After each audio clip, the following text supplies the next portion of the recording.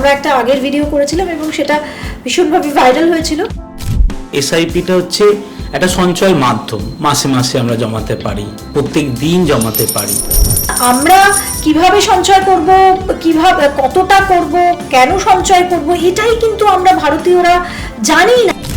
রাতারাতি আপনি বড়লোক হতে পারবেন না, সময় দিতে হবে। আমি আগেও বলেছিলাম, কারো কাছে যদি 15 বছর টাইম থাকে, অর্থাৎ যাদের বয়স ধরুন 45, তারা 16,507 টাকা করে রাখলেই 1 কোটি টাকা হয়ে যায়।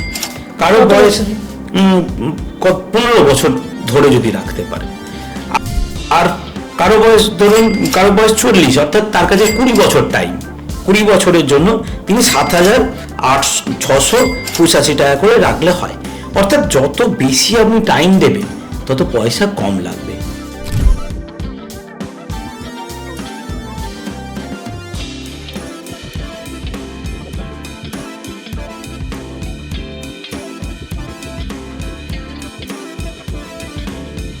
নমস্কার, পডকাস্ট বাই রেনেসার আরও একটা এপিসোডে আপনাদের সবাইকে স্বাগত।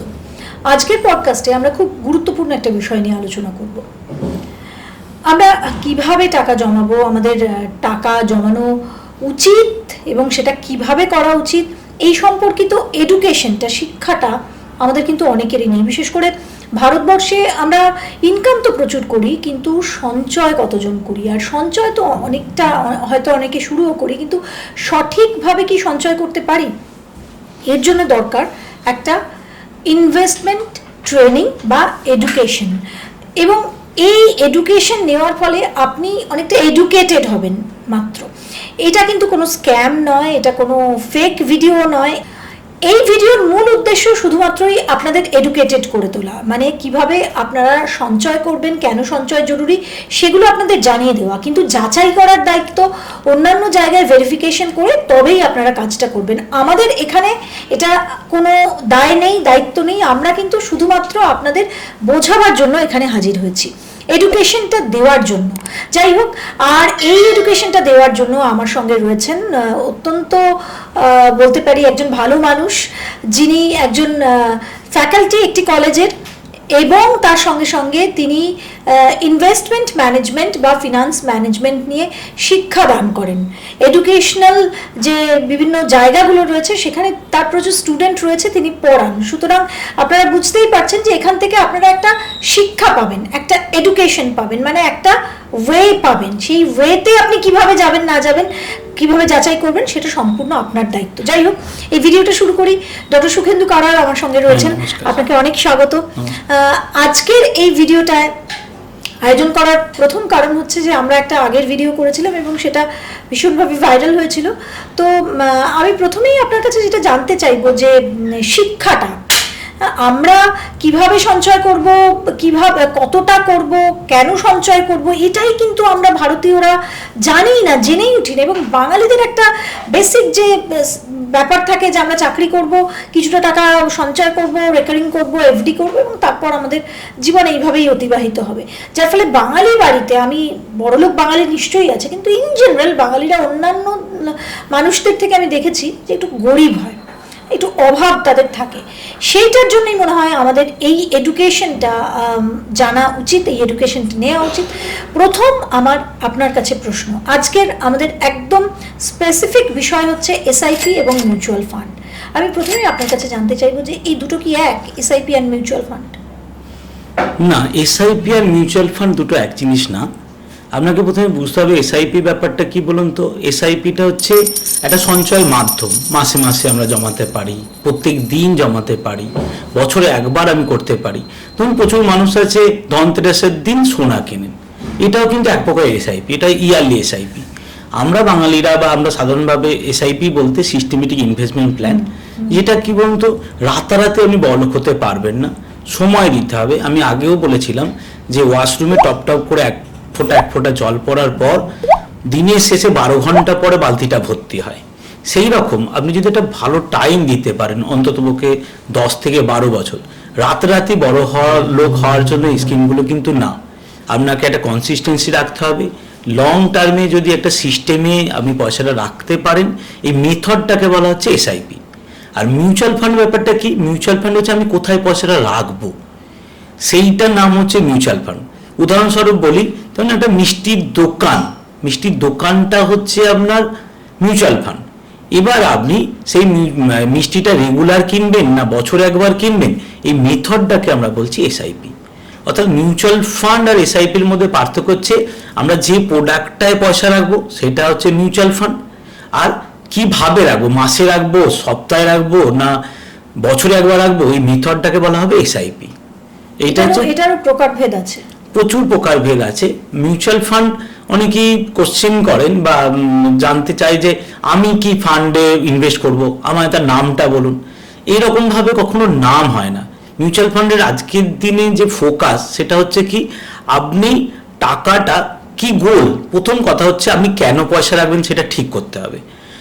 অনেকে বলে যে আমার রিটায়ারমেন্টের জন্য আমি পয়সা রাখবো, কেউ বলে আমার চাইল্ড এডুকেশনের জন্য আমি পয়সা রাখবো, কেউ বলে আমার ফরেন টিপ আছে সেই জন্য যখন আপনি গোল সেট করুন, অর্থাৎ গোলটা হচ্ছে প্রথম ক্রাইটেরিয়া যে আপনি কেন পয়সাটা রাখছেন। তারপরেই আসে যে কত দিনের জন্য। যখনই আপনি বলছেন যে আমার একটা বাচ্চার বয়স এখন 2 বছর বা 3 বছর, আমি বাচ্চার এডুকেশনের জন্য, তাহলে আমরা ধরে নিতে পারি 16 বা 18 বছর বয়স যখন বাচ্চাটার হবে তখন পয়সা লাগবে। এইটা একটা মেথড। তাহলে আমরা মাঝখানে মোটামুটিভাবে 12 বছর বা 14 বছর টাইম পাচ্ছি। আবার যখন আপনি বলছেন যে আমি রিটায়ারমেন্টের জন্য, এখন কারো যদি বয়স ধরুন 45 বছর, তাহলে মোটামুটি আমরা রিটায়ার 60 বছরে করি, তাহলে 15 বছর টাইম পাবো, সেইটা একটা বড় টাইম হলো। এবার কেউ বলছে আমি একটা গাড়ি কিনবো আমার 5 বছরের মধ্যে, তাহলে এই যে টাইম অনুসারে মিউচুয়াল ফান্ডের প্রকারভেদ হয়। মিউচুয়াল ফান্ড অনেক রকমের হয়, যেমন হচ্ছে লার্জ ক্যাপ বলতে কি রকম, ধরুন আমার নিজের বয়স 45 বছর মতো, আমার বাবা বয়স মানে মোটামুটি 80 বছর মতো, ওনারা হচ্ছে লার্জ ক্যাপ মানে হচ্ছে লাইফে ওনারা অনেকটা দেখেছেন, ওনার ভুল করার ক্ষমতা খুব কম, অ্যাভারেজ মোটামুটি লার্জ ক্যাপ রিটার্ন দেয় 12 থেকে 14% মতো। নেক্সট আছে মিড ক্যাপ, অর্থাৎ আমাদের ইন্ডিয়ান স্টক মার্কেটের প্রথম 100টা কোম্পানিকে আমরা লার্জ ক্যাপ বলি। তারপরে 100টা 150 কোম্পানি, 101 থেকে 250, এটাকে আমরা বলি মিড ক্যাপ মানে আমরা মিড ক্যাপ, আমরা মিডিল এজে আছি, আমার মোটামুটি রিটার্ন জেনারেট করা যায় 12 থেকে 15 বা 18% মতো। আর আমাদের বাচ্চারা হচ্ছে স্মল ক্যাপ, এরা লাইফে অনেক ভুল করবে, অনেক মানে ছটপট করবে, উঠবে নামবে, অনেক উথাল পাথাল দেখবে, কিন্তু লং টার্মে এই স্মল ক্যাপ কিন্তু প্রচুর ভালো রিটার্ন দেয়। আর এগুলো তো মানে ফান্ড হলো। এছাড়াও হয় ফ্লেক্সি ক্যাপ, ফান্ড ম্যানেজার যে আমার টাকাটা ম্যানেজ করবে তিনি ঠিক করবেন আমার টাকাটা কত পার্সেন্ট লার্জ ক্যাপে যাবে, কত মিড ক্যাপে যাবে, কত স্মল ক্যাপে যাবে। আরেকটা হয় মাল্টি ক্যাপ, মাল্টি মানে 25% large cap, 25% mid cap, 25% small cap, বাকি 20% উনি ঠিক করবেন। আরও একটা ফান্ড হয় বয়স্ক মানুষদের জন্য, এটা খুব জরুরি, সেটা হচ্ছে মাল্টি অ্যাসেট ফান্ড। মানে আমি যে ফান্ডগুলো বলছি এগুলো ইকুইটি মানে শেয়ার মার্কেট রিলেটেড, কিন্তু মাল্টি অ্যাসেট মানে সিলভার, গোল্ড, কমোডিটি বলতে কীরকম, আজকের দিনে আপনার হলুদ বলুন, লঙ্কা বলুন, এগুলোও ট্রেড হয়, সোনার উপর, এইগুলো হচ্ছে মাল্টি অ্যাসেটের মধ্যে পড়ে। অর্থাৎ gold, silver, debt, equity, commodity, এগুলো করে মাল্টি অ্যাসেট ফান্ড। বয়স্ক মানুষদের জন্য multi asset fund, balance advantage fund অনেক বেটার। অর্থাৎ এইরকম আমি একটা ফান্ডের নাম বলে দিলাম আর আপনি সেই ফান্ডে ইনভেস্ট করবেন, এটা কখনোই ঠিক না। আপনার বয়স অনুসারে, আপনার গোল অনুসারে তবেই একটা ফান্ড সিলেকশন করা উচিত। সেই জন্য 2-3টে ইউটিউবে ভিডিও দেখেই আপনি একটা ফান্ড সিলেক্ট করবেন সেটা করবেন না, সবসময় যাচাই করে নেবেন। আর আজকের দিনে নেটে সব ডেটা আছে, তথ্য আছে, আমি যদি কেউ ভুল বলি বা কেউ যদি ভুল বলে আপনি যাচাই করে নিয়ে তারপরে ইনভেস্ট করুন, সব ডেটা মার্কেটে অ্যাভেলেবেল। একটা বিষয় যে মিউচুয়াল ফান্ড কত রকমের হয় এবং মিউচুয়াল ফান্ড সবগুলোই কি আমরা করতে পারি সব বয়সের জন্য, এটাও একটা ভাইটাল বিষয়। দেখুন আমি আগে রেস্তোরেই বলি, মিউচুয়াল ফান্ডের তো ক্রাইটেরিয়া, মিউচুয়াল ফান্ড ব্যাপারটা কি জানেন, মিউচুয়াল ফান্ড হচ্ছে একটা থালির মতো। একটা থালিতে যেমন কি রকম থাকে, ভাত থাকে, ডাল থাকে, সবজি থাকে, সেই রকম মিউচুয়াল ফান্ড মানে কি বিভিন্ন ধরনের শেয়ার নিয়ে একটা মিউচুয়াল ফান্ড তৈরি হয়। মোটামুটি একটা মিউচুয়াল ফান্ডে অ্যাভারেজ 70 থেকে 80টা মতো কোম্পানি থাকে। সেই কোম্পানির মধ্যে কিছু থাকে ফার্মা কোম্পানি, কিছু থাকে ফিনান্স কোম্পানি, কিছু থাকে কনজামশন কোম্পানি, এইগুলো নিয়ে একটা মিউচুয়াল ফান্ড তৈরি হয়। আর মিউচুয়াল ফান্ডটা কি হয়, এতগুলো কোম্পানি থাকার ফলে কোনো কোম্পানি হয়তো কিছু কোম্পানি লস করে, কিছু কোম্পানি লাভ করে, সেই জন্য অ্যাভারেজ রিটার্নটা খুব ভালোই পাওয়া যায়।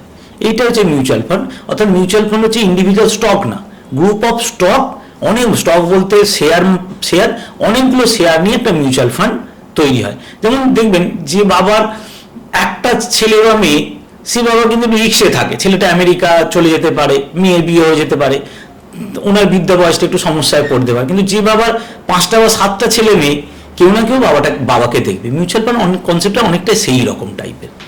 অর্থাৎ রিটার্ন আপনি পাবেন কিছু না কিছু বেসিসেই পাবেন। কেউ একজন হয়তো খারাপ রেজাল্ট করলে অন্যরা ভালো করে দেয়, তাহলে অ্যাভারেজ রিটার্নটা লং টার্মে খুব ভালো হয়। বারবার জোর দেবেন, ফোকাস করবেন লং টার্ম, টাইমটা কিন্তু বড় ফ্যাক্টর।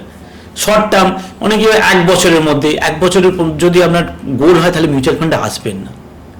আমি একটা ঘটনা বলি, একজন ভদ্রলোক মেয়ের এডুকেশনের জন্য উনি 5 লক্ষ টাকা রেখেছিলেন, এবং উনি দেখলেন যে নেটে সার্চ করে বেশ কিছু ফান্ড আছে যাদের ভালো রিটার্ন 20-22% মতো রিটার্ন দেয়।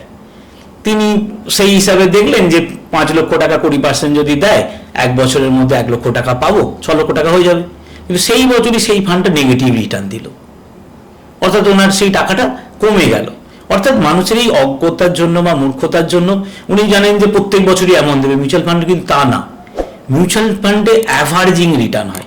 কোনো বছর নেগেটিভ রিটার্ন দিতে পারে, কোনো বছর পজিটিভ রিটার্ন দিতে পারে। যখন আপনি টাইম হরাইজেন বেশি দেবেন, 15 বছর, 20 বছর, 30 বছর, তখনই কিন্তু রিটার্নটা অনেক অনেক বেশি হয়। মিউচুয়াল ফান্ডে লস হয়, টাকা কমে যায়। মিউচুয়াল ফান্ডে লস হয়।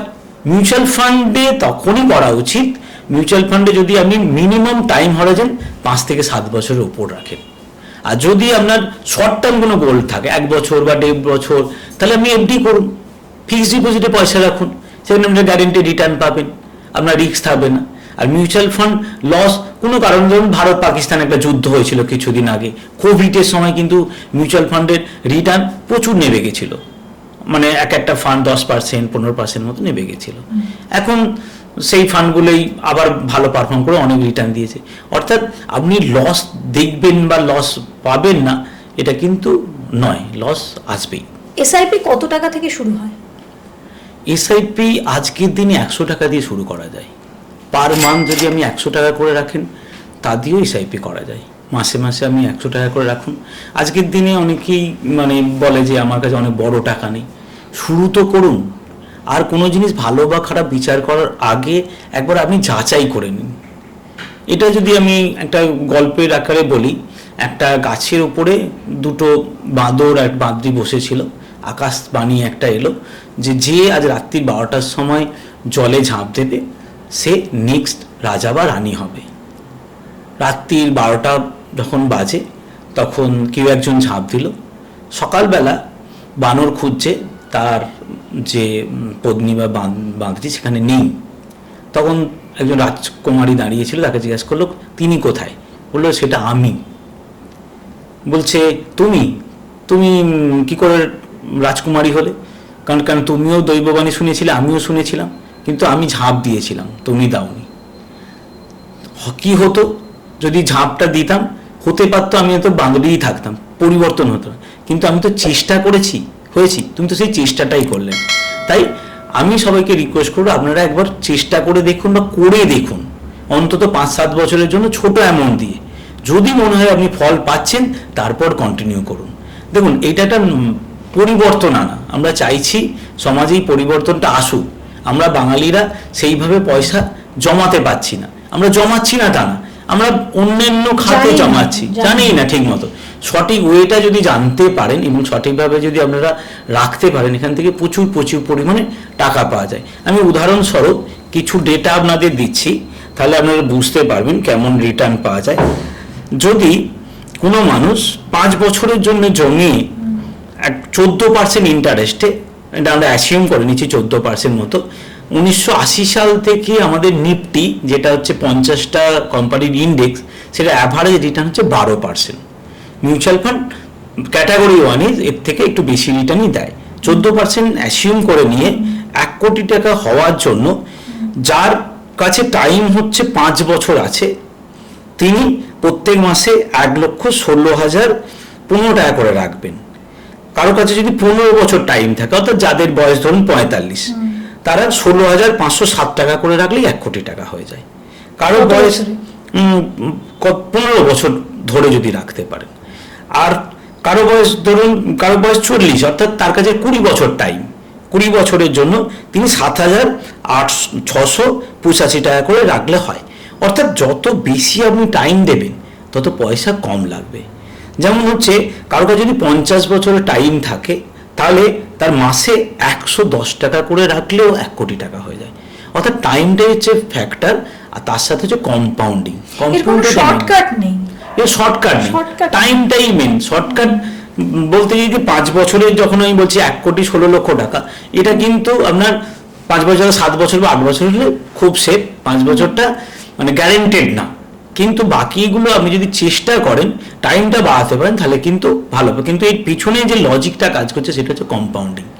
মেন এটাই হচ্ছে, মানে থিওরিটাই আসছে কম্পাউন্ডিং থেকে। কম্পাউন্ডিং এর সম্পর্কটা কি মিউচুয়াল ফান্ডের সঙ্গে? হ্যাঁ, কম্পাউন্ডিং এর সাথে সম্পর্ক বলতে, এই কম্পাউন্ডিংটা আবিষ্কার করেছিলেন হচ্ছে আইনস্টাইন।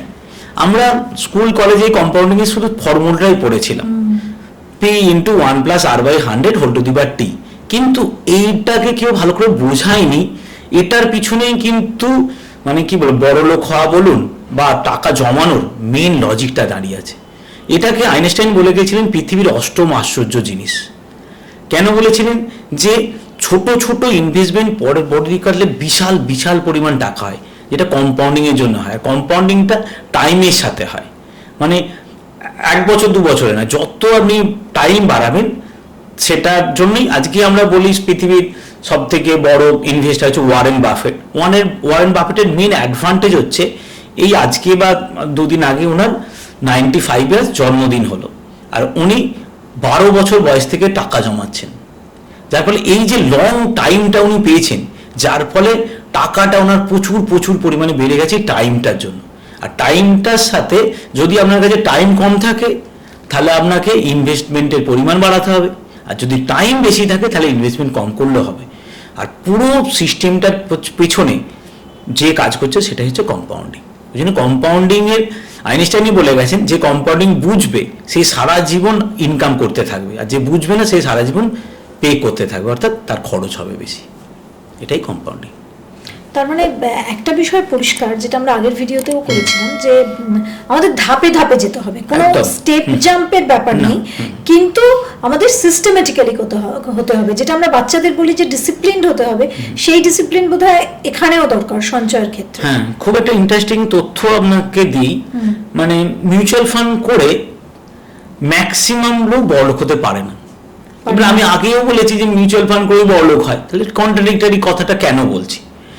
কি হয়, বেশ কিছু মানুষ 2-4টে ইউটিউব ভিডিও দেখে মিউচুয়াল ফান্ড শুরু তো করে দেয়, কিন্তু মিউচুয়াল ফান্ড দেখা গেছে 89% মিউচুয়াল ফান্ড 1.5 বছরের পর বন্ধ হয়ে যায়, এবং অন্ততপক্ষে 30% মিউচুয়াল ফান্ড 5 বছরের উপর চলে।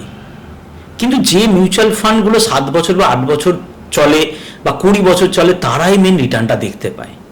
অর্থাৎ মিউচুয়াল ফান্ডে আপনি ইনভেস্ট তো করবেন, তার সাথে টাইমটা কিন্তু বড় ফ্যাক্টর।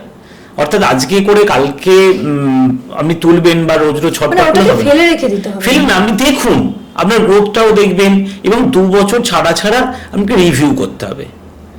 যদি আপনি 2 বছর ছাড়া ছাড়া রিভিউ করেন, রিভিউ বলতে আমার ফান্ডের পারফর্মটা ঠিক করছে কিনা, ফান্ড চেঞ্জ করা যায়। এইটাই হচ্ছে ফান্ড ম্যানেজারের কাজ বলতে পারেন, বা আপনার যদি কোনো ডিস্ট্রিবিউটর থাকে যার মাধ্যমে আপনি ইনভেস্ট করেছেন, তিনি এটা সাজেস্ট করবেন যে কোন ফান্ডে রাখা উচিত, কোন ফান্ড নয়। আর আমরা ইউটিউবে কি দেখি, যে ফান্ডগুলো পাস্টে পারফর্ম করে গেছে সেগুলোকেই আমরা ম্যাক্সিমাম ইনভেস্ট করে ফেলি, যে আজকের দিনে কি থিম আসতে চলেছে। যে আপনি দেখুন, চোখখান খোলা রাখলেই আপনি বুঝতে পারবেন যে কি হতে চলেছে, কি বা কি হচ্ছে, সেই মতো থিম দেখে, সেই মতো ক্যাটাগরি দেখে আপনারা ইনভেস্ট করতে পারেন। ইনভেস্টমেন্টের প্রধান শর্তটা কি? ইনভেস্টমেন্টের প্রধান শর্তই হচ্ছে কি, টাইম, লং টার্ম। দেখুন, কে বড় লোক কে গরিব লোক সেটা তার নিজস্ব ব্যাপার, মানে এই নিজস্ব বলতে আর্নিংটা সবার এক হয় না। কিন্তু আমি মানুষের সাথে মিশে দেখেছি, যার আর্নিং 2 লক্ষ টাকা, তাকেও আমি পয়সা দেবেন, সে বলবে নেই, আমার কাছে বেশি পয়সা নেই। যার আর্নিং 50,000 তারও একই গল্প, যার 10,000 তারও একই গল্প। দিনের শেষে সঞ্চয়টা না একটা হ্যাবিট, অর্থাৎ আমাদের একটা রুল আছে 50-30-20 রুল, অর্থাৎ আপনার যা ইনকাম তার 50% আপনি সংসার খরচের জন্য ইউজ করবেন, আর আপনি 30% ইউজ করবেন আপনার এন্টারটেনমেন্ট, বেড়াতে যাওয়া, গাড়ির ইএমআই এই জন্য, আর চেষ্টা করবেন 20% মতো সেভ করে ভালো কোনো ইনস্টলমেন্টে জমাতে। ভালো কোনো ইনস্টলমেন্টে আমি বলছি না যে শুধু মিউচুয়াল ফান্ডেই করতে হবে, আপনি গোল্ড কিনতে পারেন, সিলভার কিনতে পারেন, রিয়েল এস্টেট কিনতে পারেন। গোল্ড কিনতে পারেন মানে সোনার গয়না নাকি গোল্ড? না, সোনার গয়নাতে কি হয়, সোনার গয়নাটা আলটিমেট দিনের শেষে মজুরি যেটা থাকে, বা একটা যখনই আমি নেক্সট টাইম সোনার দোকানে যাবেন তখন দেখবেন একটা মেকিং চার্জ বলুন বা সোনার কত পরিমাণ মিশ্রণের জন্য কেটে নেয়। সব থেকে ভালো আজকের দিনে গোল্ডে ইনভেস্টমেন্টের জন্য হচ্ছে গোল্ড ইটিএফ বা গোল্ড আপনার হচ্ছে মিউচুয়াল ফান্ড। এমন পাওয়া যায় গোল্ড মিউচুয়াল ফান্ড, প্রচুর কোম্পানির আছে, আপনি প্রত্যেক মাসে মাসে রাখলেন। আর গোল্ডের ব্যাপারটা হচ্ছে কি বলতো, গোল্ড টাইমের সাথে বাড়েই, এরকম যে বাড়বে না। অনেকের থাকে না বিয়ের গয়না, এবং বিয়ের গয়নাগুলো ওই পড়েই থাকে, তারপর আবার ছেলের বউকে বা মেয়েকে দিয়ে দেয়, কিন্তু পড়েই রইল। এবার যখন সে আবার ওই সোনার গয়নাটা মানে একটু পালিশ বা এ করতে যাচ্ছে, তখন দেখা যাচ্ছে এটা ভেঙে গেছে, ওটা ভেঙে গেছে, তখন আবার সেই বানি লাগছে, নতুন করাতে গেলেও বানি, যার ফলে লাভ হচ্ছে না লোকসান হচ্ছে, এটাই বুঝতে পারছে না। হ্যাঁ দেখুন, যদি আপনি সোনাটাকে ভেঙে নতুন সোনা করেন, ধরুন একটা সোনার যদি ডেটাটা আপনি বলেন, আমি দেখছিলাম লাস্ট 30 বছরে সোনার অ্যাভারেজ রিটার্ন হচ্ছে 10.8। তারপর থেকে যত দিন যাচ্ছে 20 বছরে এই সোনার অ্যাভারেজ রিটার্নটা মানে হয়ে গেছিল মানে আপনার 12% মতো। এই লাস্ট 5 বছরে আমি দেখছি সোনার অ্যাভারেজ রিটার্ন হচ্ছে 16%। অর্থাৎ পৃথিবীতে যত আনসার্টেনিটি যখনই ঘটে তখনই সোনার দামটা একটা বাড়ে। 2008-এ একবার হয়েছিল, 2020 সময় একবার হয়েছিল। অর্থাৎ আপনি যে কোশ্চেনটা করছেন যে দেখুন, কোনো সোনা বাড়িতে আছে, সেই সোনাকে যদি আপনি পালিশ করে নিয়ে দিয়ে দেন ইটস ওকে, যখন আপনি ভেঙে সেটা করতে যাবেন না, ধরুন আজকে একটা সোনার দাম 50,000 ছিল, এখন 1 লক্ষ টাকার ওপরে হয়েছে, ধরে নিন 100% আপনার 50,000 টাকাটা 100% গেইন হয়েছে, কিন্তু যখন ভেঙে করবেন ওই 100%টা পাবেন না। হ্যাঁ, তখন দেখবেন ওটা তো আপনি মানে 1 লাখ টাকা দাম যাচ্ছে, আপনি দেখবেন দাম পাবেন 75,000 টাকা। সেই জায়গায় আপনি যদি বাচ্চার জন্য বা কেউ যদি চায় যে আমি মানে ভবিষ্যৎ প্রজন্মের জন্য গোল্ডের কাগজ কিনে রাখি, কাগজটা হচ্ছে আপনার লকারের সমস্যা নেই, আপনি কাগজটাকে সেভ করে রাখলেন বা আপনার এইতে মেলেও আসবে, দেখতে পাবেন। যখন সেইটা আপনি বিয়ে পারপাসে, ছেলেই হোক মেয়ের হোক বিয়ে দেবেন, তার কিছুদিন আগে সেইটা লিকুইড করে নিন, তখনকার সোনার দামেই টাকাটা কিন্তু আপনি পাবেন। তারপর এখানে মজুরি কিছু বাদ গেল না, সেই দাম অনুসারে আপনি কিন্তু মার্কেটে মানে কাগজটাকে বিক্রি করে দাম পাবেন, সেই মতো করে আপনি সোনা কিনতে পারেন। অর্থাৎ সব থেকে গুড ইনভেস্টমেন্ট হবে যদি আপনি ডিরেক্ট গোল্ডের ওই মিউচুয়াল ফান্ডে ইনভেস্ট করতে পারেন বা ইটিএফ ব্যাপারটা কি সেফ না, এর মধ্যে রিস্ক আছে? না, কোনো রিস্ক নেই। দেখুন, মিউচুয়াল ফান্ড হচ্ছে পুরোটাই ট্রাস্টের উপর ডিপেন্ড করে আছে, আর এটাতে প্রচুর পরিমাণে সেবি নজরদারি আছে। না, তবু আমি বলি কিছু মিউচুয়াল ফান্ড থাকে না যে ট্যাক্স সেভিং থাকে, তারপর আবার কিছু রিস্ক কম থাকে অনেক। হ্যাঁ দেখুন, গ্যারান্টেড যেগুলোকে আছে, এমন ধরুন আমরা ডেট ফান্ড বলে কিছু ফান্ড হয় যেগুলো আমরা গ্যারান্টেড রিটার্ন বলি। সেটা ধরুন আমরা যদি খুব শর্ট পিরিয়ডের জন্য থাকে, 6 মাস হয়, লিকুইড ফান্ড বলে একটা হয়, ইভেন একদিনের জন্য মিউচুয়াল ফান্ডে পয়সা রাখা যায় লিকুইড ফান্ড বলে, তাতে একটা সার্টেন পার্সেন্টেজ পাওয়া যায়। যখনই আপনি একটা একটু বড় টাইমের জন্য সেফ ডেটা বলছেন বা ট্যাক্স সেভিংসের জন্য বলছেন, ইএলএসএস ফান্ড বলে একটা ফান্ড হয়, ইউনিট লিঙ্ক ফান্ড। এই ফান্ডগুলোর 3 বছর লকিং থাকে, ফান্ডে আপনাকে টাকা আপনি 3 বছর তুলতে পারবেন না, লকিং থাকে এই ফান্ডগুলোতে। কিন্তু এই ফান্ডগুলোর অ্যাভারেজ রিটার্ন বেশ ভালো, আপনারা নেট খুঁজে দেখে নিন যে ইএলএসএস ফান্ডের রিটার্ন কেমন, আপনার ভুল ধারণাটা কেটে যাবে। এবং শুধু 5 বছর, 10 বছর, 15 বছর, 20 বছরের রিটার্ন আপনারা যাচ করুন, তারপরে ইনভেস্ট করুন। দেখুন, কাউকে অন্ধের মতো ভরসা করবেন না। আজকের দিনে আপনার কাছে নেট আছে, আপনার কাছে প্রচুর ডেটা অ্যাভেলেবেল, নিজে দেখুন, নিজে যাচ করুন, তারপরে ইনভেস্ট করুন। আর মিউচুয়াল ফান্ড সেফ, কোনো অসুবিধা নেই। মিউচুয়াল ফান্ডের ক্ষেত্রে তো 12% একটা ট্যাক্স দিতে হয়, আর আপনি বলছেন 15% রিটার্ন, এটা কি সম্ভব? 12.5% মতো। দেখুন, মিউচুয়াল ফান্ডে ট্যাক্সটা দিতে হয় যখন আপনি টাকাটা তুলবেন, তার আগে ট্যাক্স দিতে হয় না। আমি আগের দিনই বলেছিলাম যে 15 বছর কোনো টাকা রাখলে 1 কোটি টাকা হয়। এটা একটা সিম্পল রুল আছে, 15,000 টাকা করে 15% ইন্টারেস্টে 15 বছরে নিয়ার অ্যাবাউট 1 কোটি টাকার মতো হয়। তাহলে আপনি যেভাবে টাকাটা জমাচ্ছেন, 15 বছরে যদি আপনি টাকাটা 1 কোটি টাকা করেন, যখন আপনি তুলতে যাবেন, আপনি যে টাকাটা ক্যাপিটালে দিয়েছিলেন সেই টাকাটা ট্যাক্স লাগবে না। তারপরে যে ব্যালেন্স টাকাটা থাকবে সেই টাকার ওপর 1.5 লক্ষ টাকা পর্যন্ত ছাড়, তারপরে বাকি টাকার ওপর আমাদের ট্যাক্স দিতে হয়। আমি যদি একটা হিসাব করে আপনাদের বলি, আপনারা যদি কোনো মানুষ 15,000 টাকা করে মাসে রাখে, তাহলে ওনার 15,000 টাকা করে 15% ইন্টারেস্টে 15 বছরে ওনার হবে 1,02,00,000 টাকা। উনি ক্যাপিটাল দেবেন হচ্ছে 27 লক্ষ টাকা, অর্থাৎ 27 লক্ষ টাকার বিনিময়ে 1,02,00,000 টাকা পাবেন। 27 লক্ষ টাকায় কোনো ট্যাক্স যাবে না।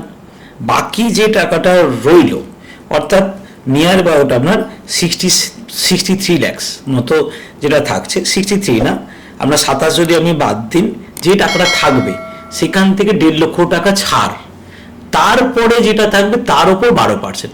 হিসাব মতো আমি যদি ধরে নিই আপনার 70 লক্ষ টাকাই লাভ, তা 70 লক্ষ টাকার 12%, 7×84, আপনার নিয়ার অ্যাবাউট 8,04,000 টাকার মতো ট্যাক্স লাগবে। আপনি সেখানে 70 লক্ষ টাকা আর্নিং করেছেন, 8 লক্ষ টাকার মতো ট্যাক্স দিতে হবে। ট্যাক্সটা দিতে হবে? হ্যাঁ, দিতে হবে। কিন্তু কি হতো, বাকি টাকাটা ধরুন, আমি সবাইকে এটা বলি ট্যাক্স দেওয়াটাতে ভয় পাবেন না। দেখুন, আমার রিটার্ন জেনারেট করার ছিল হচ্ছে 20 লাখ বা 30 লাখ টাকা, আমি পেয়েছি 1 কোটি। তারপরে বাকি যেটা হয়েছে, সরকারের তো কিছু মানে আমাদের দায়বদ্ধতা থাকে বা এ থাকে, অর্থাৎ ট্যাক্সটা যেটা হচ্ছে 12.5%, সেটা কিন্তু একবারই দিতে হয়। এবং আপনাদের একটা বলে রাখি, এফডি যারা করে না, তাদের কিন্তু প্রত্যেক বছর ট্যাক্স দিতে হয়। আপনি এফডি ম্যাচিওর করুন বা না করুন, প্রত্যেক বছর ট্যাক্স চাই। কিন্তু মিউচুয়াল ফান্ডে যখন আপনি টাকাটা তুলবেন তখনই ট্যাক্স দিতে হবে, তার আগে কিন্তু ট্যাক্স দিতে হয় না। সেটা হচ্ছে আপনার 12.5%, পরবর্তী হলে চেঞ্জ হতে পারে। কেউ 1 কোটির গোল নিয়ে জমাচ্ছে, মাসে 15,000 টাকা আপনি বলছেন, 15 বছর পর 15% ইন্টারেস্টে সে জমাচ্ছে, যখন তার 1 কোটি হলো, এবার তো সে টাকাটা তুলবে, সে যখন টাকাটা তুলছে তখন কি সে 1 কোটি পাচ্ছে? 1 কোটি টাকা সে তুলতে পারবে, কিন্তু সেই বছরই তার প্যান কার্ডের অনুসারে সেই ট্যাক্সটা কিন্তু দেখিয়ে দেবে, শো করবে তাকে। যে ব্যালেন্স টাকাটা যেটা বললাম, যেটা উনি গেইন করেছেন, তারপর 1.5 লক্ষ টাকা ছাড়ের পর, তাহলে তারপরে ওনাকে 12.5% ট্যাক্স দিতে হবে। কিন্তু সেই টাকাটাই আমি কি বলছি, 1.5 লক্ষ টাকা পর্যন্ত ছাড়, প্রত্যেক বছর যদি 1.5 লক্ষ করে তোলে, তাহলে কিন্তু সেই ট্যাক্সটা যাচ্ছে না। বুঝতে পারলাম না। মানে বুঝিয়ে বললে কি হবে, ধরুন এককালীন যদি 1 কোটি টাকাটা তুলে নেয়, তাহলে ওনাকে ট্যাক্সটা দিতে হচ্ছে 12.5%। যত টাকা উনি 27 লক্ষ টাকা রেখেছিলেন, বাকি যে ব্যালেন্স টাকাটা হলো আপনার 77 লক্ষ টাকার মতো হলো, তার উপরে যে মানে 12.5% ট্যাক্সটা দিতে হবে যদি এককালীন তুলে নেয়। আর যদি উনি মাসে মাসে তোলেন, তখন কিন্তু ওই ট্যাক্সটা লাগছে না। ভাগ ভাগ করে যদি তুলছেন, এবং 1.5 লক্ষ টাকা পর্যন্ত কোনো ট্যাক্স ফ্রি, সেই 1.5 লক্ষ টাকা প্রত্যেক বছর উনি তুলতে পারেন, কখনো ট্যাক্স দিতে হবে না। এটা হচ্ছে মেইন নিয়ম। আরেকটা হচ্ছে, এর সাথে আপনার কথার সাথে আমার একটা যেটা হলো ইনফ্লেশন, অর্থাৎ মুদ্রাস্ফীতি। আপনি ভাবছেন যে 15 বছর পর তো 1 কোটি টাকা পাবো, কিন্তু আমাদের আজকের দিনে মুদ্রাস্ফীতি বা যেভাবে জিনিসপত্রের দাম বাড়ছে, যেটা আমরা বলি ইনফ্লেশন, সেটা হচ্ছে 7% মতো, অ্যাভারেজ 6 থেকে 7%। আমাদের একটা ল আছে, ল অফ 72, অর্থাৎ 7% ধরলে নিয়ার অ্যাবাউট প্রত্যেক 11 বছরে না টাকাটা আর কি আমরা হাফ হয়ে যায়। অর্থাৎ আজকের দিনে আপনার যদি সংসার খরচ আজকের দিনে ধরে নিন 10,000 টাকা হয় না, তাহলে 11 বছর পর এই সংসার খরচটা 20,000 টাকা হবে।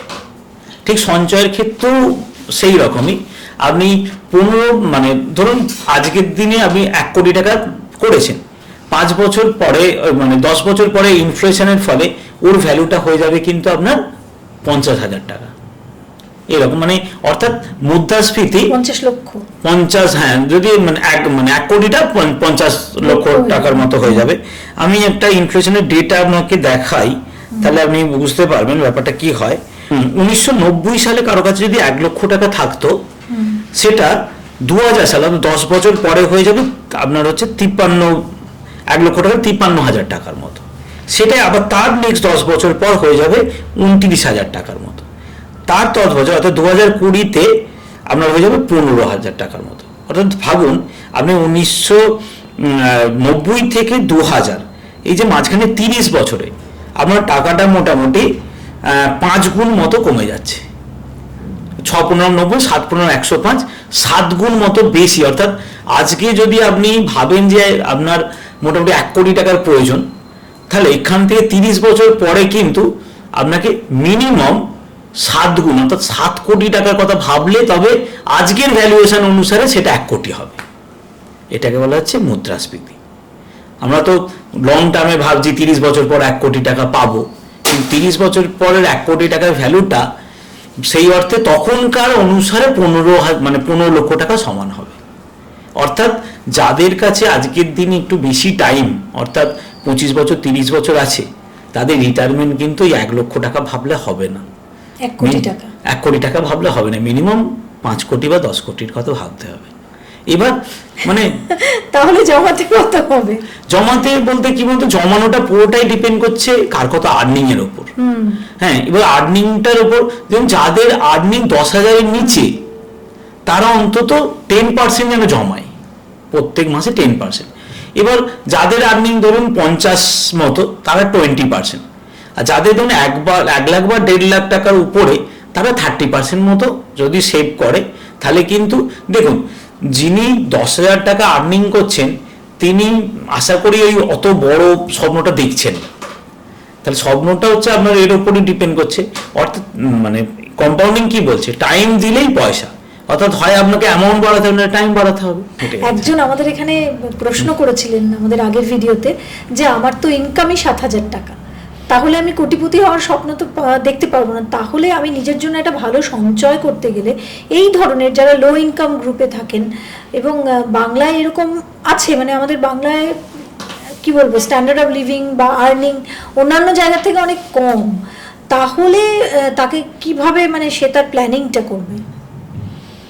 দেখুন ইনকাম কম হলে কি হয়, মানে ধরুন আমরা যেটা বলি ইনকামটা দেখুন আমরা 7,500 টাকা আর সেটাকে যদি আপনি 6.5 ভাবেন মোটামুটি একই রকমই হয়। অর্থাৎ যা ইনকাম করেন তার 10% অর্থাৎ 7,700 টাকার মতো যদি উনি মাসে জমাতে পারেন। আমি প্রথমেই আপনাকে একটা তথ্য দিয়েছিলাম যে 110 টাকা করে জমালেও কিন্তু 14% ইন্টারেস্টে 50 বছরে গিয়ে 1 কোটি টাকা হয়ে যায়। অর্থাৎ যদি কম করে আপনি জমান তাহলে টাইম বাড়াতে হবে, আর যদি টাইম না বাড়াতে পারেন আপনার তো 1 কোটি গোলটা অ্যাচিভ হবে না, কিন্তু কিছু তো জমবে। আমি অনেক মানুষকে দেখেছি যে তারা সঞ্চয় সেইভাবে করেই না, পরে যে মুদ্রাস্ফীতি খেয়ে নেবে বা কি হবে জমিয়ে ট্যাক্স দিতে হবে। আমার বক্তব্য তা না, আপনি কিছু তো জমিয়ে রাখুন, সেটা তো আপনার ভবিষ্যতে কোনো না কোনো সময় কাজে লাগবে। এটা তো সবসময় আমি বলি যে ইনকাম গ্রুপ যাই হোক এই হ্যাবিটটা দরকার, একদম গোলটা রাখা উচিত, গোলটা রাখা দরকার এবং হ্যাবিটটা থাকা দরকার। হ্যাবিট থাকা দরকার, মানে কি কত সঞ্চয় মানে বেশি ইনকাম করে মানে সে বড় লোক হবে এটা কিন্তু না। যার সঞ্চয়ের হ্যাবিট আছে সেই কিন্তু অনেক বড় বা রিচ হতে পারবে। হ্যাবিটটা হচ্ছে খুব দরকার, আর সঠিক জায়গায় ইনভেস্টটা করতে হবে। মিউচুয়াল ফান্ড নিজেরা করা যায়? হ্যাঁ, মিউচুয়াল ফান্ড আপনি নিজের থেকেই করতে পারেন। তার জন্য কি প্রত্যেক মিউচুয়াল ফান্ড কোম্পানির নিজস্ব ওয়েবসাইট আছে, আপনি সেই ওয়েবসাইটে লগ ইন করলেন, আপনি আধার কার্ড প্যান কার্ড আপনার ব্যাংক ডিটেলস দিয়ে আপনি নিজে করলেন। কিন্তু একটা স্ট্র্যাটেজিক্যালি দেখা গেছে 2024 সালে 95% মিউচুয়াল ফান্ড বন্ধ হয়ে গেছে, মানে মিউচুয়াল ফান্ড এসআইপি বন্ধ হয়ে গেছে। হ্যাঁ, এবার যখন এই স্টাডিটা আপনি গুগল করলে পেয়ে যাবেন। পরে দেখা গেল ম্যাক্সিমাম মিউচুয়াল ফান্ডগুলো ডাইরেক্ট বলতে কি বেশ কিছু মানুষ টিভি দেখে বা মিডিয়া থেকে খবর পেয়ে এই ফান্ড এরকম ইনভেস্ট করেছে। কিন্তু আমাদের 2023 জুলাইয়ের পর থেকে শেয়ার মার্কেটটা ডাউন ট্রেন্ডেই আছে। এখন আমরা আস্তে আস্তে অনেকটা উঠেছি, যার ফলে যখনই পোর্টফোলিওটা লাল হয়ে গেছে, যিনি প্রথম দিকে দেখছিলেন 5% 7%, পরে দেখছেন সেটাই নেবে -5 -7 -10, সেই ভয়ে বন্ধ করে দিয়েছেন। অর্থাৎ মিউচুয়াল ফান্ড কখনো বন্ধ করতে নেই যতক্ষণ না গোল অ্যাচিভ হয়। আর মিউচুয়াল ফান্ডে এই উথাল পাতাল আছে বলেই মিউচুয়াল ফান্ড অত বেশি রিটার্ন দিতে পারে।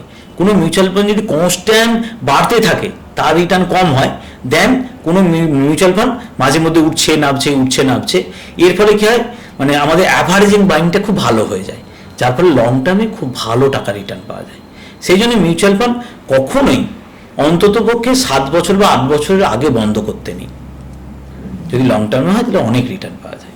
আমি একটা প্রশ্ন আপনাকে করব যে মিউচুয়াল ফান্ড থেকে কি মাঝপথে টাকা তুলে নেওয়া যায়? দেখুন, মিউচুয়াল ফান্ড থেকে দু রকম ক্যাটাগরির মিউচুয়াল ফান্ড হয়। একটা লকিং থাকে, যেটা ইএলএসএস ফান্ড বললাম, 3 বছরের লকিং থাকে। বাকি যে কোনো ফান্ড থেকে আপনি 3 দিনের নোটিশে টাকা তুলতে পারেন। এটাকে আমরা হলো ওপেন এন্ডেড ফান্ড, যে কোনো সময় আপনি টাকা তুলতে পারেন। তবে মিউচুয়াল ফান্ড শুরু করার 1 বছরের মধ্যে যদি টাকা তোলা হয় তাহলে 1% কেটে নেয় মানে কোম্পানিগুলো। কিন্তু বাকি সময় আপনি যে কোনো টাইমে যে কোনো প্রয়োজনে টাকা তুলতে পারেন। T+2 3 দিন টাইম লাগবে, 3 দিনের মধ্যে আপনার টাকা যে অ্যাকাউন্ট আপনি দিয়েছেন সেখানে চলে আসবেন। অর্থাৎ এতে কোনো রকম দায়বদ্ধতা নেই বা এ নেই যে আপনার লকিং থাকবে তার নয়। লকিং শুধু এলএসএ 3 বছরই থাকে। এককালীন মিউচুয়াল ফান্ডে ইনভেস্ট করা যায়? একদম এককালীন করা যায়, যেটাকে আমরা বলি লামসাম। এককালীনটা হচ্ছে আপনি এককালীন দিলেন 5 বছর বা 10 বছরের জন্য, অনেকটা কি বলবো ওই ফিক্সড ডিপোজিটের মতো আপনি এইভাবে রেখে দিলেন। কিন্তু বারবার মাথায় রাখবেন টাইমটা বেশি দেবেন। আজকে দিয়ে কাল থেকে আপনি ফোন খুলে দেখবেন সেটা করবেন না। টাইম যদি বেশি দেন অনেক বেশি রিটার্ন। আমাদের বাড়িতে বিশেষ করে মেয়েদের হাতে এটা কি হয়, একটু একটু করে টাকা থাকে। এই মাসে হয়তো 2000 টাকা বাঁচলো, আর এক মাসে 3000 টাকা বাঁচলো, পরের 5, পরে 10। আমি একদম সাধারণ নিম্নবিত্ত বাড়িতে বলছি বা মধ্যবিত্ত বাড়িতে বলছি। এবং যারা বাড়ি বাড়ি কাজ করে, হ্যাঁ, আমি তাদেরকে একেবারেই ছোট করছি না, কিন্তু তাদেরও কিন্তু টাকা জমানোর প্রবণতা থাকে না। আমি দেখেছি, মানে আমার বাড়িতে যে দিদি আসেন সেই দিদিকেও দেখেছি যে তিনি টাকা জমাতেই পারেন না, কি জমাবো, হাতেই থাকে না, বাট একটা এটা কিনছে ওটা কিনছে। তো তাদেরকে এডুকেট করাটাও কিন্তু খুব জরুরি যে 100 টাকা হলেও তুমি রাখো, তাই তো? হ্যাঁ, আপনি যেটা বলেছেন খুব ভালো কোশ্চেন। এই যে আমাদের ফিনান্সিয়াল এডুকেশনটা নেই বলেই আজকের দিনে যে বড় বড় স্ক্যামগুলো হয়েছে, সারদা বলুন, রোজ ভ্যালি বলুন, এটা হচ্ছে আমাদের অশিক্ষার জন্যই হয়েছে। যার ফলে কি হচ্ছে, ওনারা কি করতো, বাড়িতে এসে টাকাটা তুলতো। আমি সবাইকে বলি, যেখানে ক্যাশে লেনদেন হয় সেখানে ভাববেই কিছু না কিছু একটা স্ক্যাম আছে। আপনাকে অলওয়েজ চেকে পেমেন্ট করতে হবে, 1 নম্বর। আর 2 নম্বর হচ্ছে আপনি যেটা বললেন যে কখনো 2000 কখনো 3000, এইটার জন্য কি হচ্ছে আমাদের ইন্ডিয়াতে, আমার সত্যি কথা বলতে মেন মোটোই হচ্ছে আমি এই শিক্ষাটাকে ছড়াতে চাইছি যে মানুষ জানুক। অর্থাৎ ফিনান্সিয়াল এডুকেশনটা যে এতটাই প্রয়োজন, না হলে কি হচ্ছে আমাদের থেকে অনেকে ভুল বুঝিয়ে টাকা নিয়ে চলে যাচ্ছে এবং আমরা রিটার্নটা সেইভাবে পাচ্ছি না। সেই জন্য প্রত্যেককেই বলবো, আপনি বেসিক নলেজ, এবং আপনার যদি বাচ্চাও কেউ থাকে, আমরা কি করি বলতো, বাবা মারা সবাই বলি যে তোকে পয়সা নিয়ে চিন্তা করতে হবে না, হ্যাঁ তুই শুধু পড়াশোনায় মন দে। কিন্তু যখন সে পয়সাটা চিনতে থাকে একটা বাচ্চা ছেলে, তখন অনেক দেরি হয়ে যায়। সেই জন্য ফিনান্সিয়াল এডুকেশনটা নেওয়াটা অবশ্যই জরুরি। অর্থাৎ আমি কেন পয়সা রাখছি, কোথায় পয়সা রাখছি। অনেকে মিউচুয়াল ফান্ডের সাথে আপনার রোজ ভ্যালি, সারদাকে গুলিয়ে ফেলে, হ্যাঁ বলে যে এটাও তো চিট ফান্ড। এগুলো আপনারা যাচাই করে নিন। মিউচুয়াল ফান্ড হচ্ছে সেবি ট্রাস্টেড একটা এন্টিটি, এগুলো বিভিন্ন ব্যাংক রান করে। এবং এর সাথে কি হয় জানেন তো, আমরা সেই এত ঠকেছি বাঙালিরা না, যার ফলে কোনো কিছুকে বিশ্বাস করতে খুব ভয় করে। যার ফলে আমি প্রত্যেকে বললাম যাচাই করে নিন, তারপরে স্বপ্ন খুব একটা দেখতে পারি। হ্যাঁ, বড় স্বপ্ন দেখতে পারি না, কিন্তু স্বপ্ন দেখাটা খুব জরুরি। অর্থাৎ লাইফে যদি আপনি বড় কিছু করতে চান, ফার্স্ট যেটা থাকে ফোকাস আর গোল। এটা নিয়ে একটা বলি, একবার ওয়ারেন বাফেটের বিল গেটসের মা ওয়ারেন বাফেট এবং বিল গেটসে একসাথে ডিনারে ডেকেছিলেন।